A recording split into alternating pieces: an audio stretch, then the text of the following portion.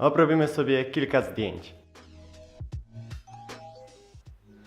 Podniesiemy trochę ekspozycję. Punkt czerni. Bardzo mi się podoba prawa część tego zdjęcia, ale lewą chciałbym trochę bardziej wyeksponować. Więc wchodzimy w nakładki, dodajemy nakładkę gradientową. Wracamy do narzędzi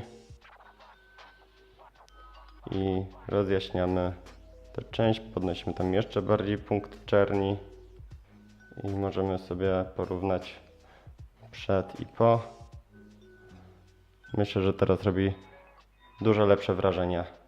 Temu zdjęciu niewiele trzeba do szczęścia. Też podnoszę ekspozycję, trochę podnoszę punkt czerni i balans bieli przesuwam w stronę różowego.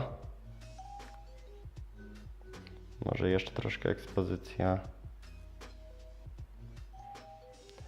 I znowu porównajmy sobie, jaki efekt nam się udało uzyskać.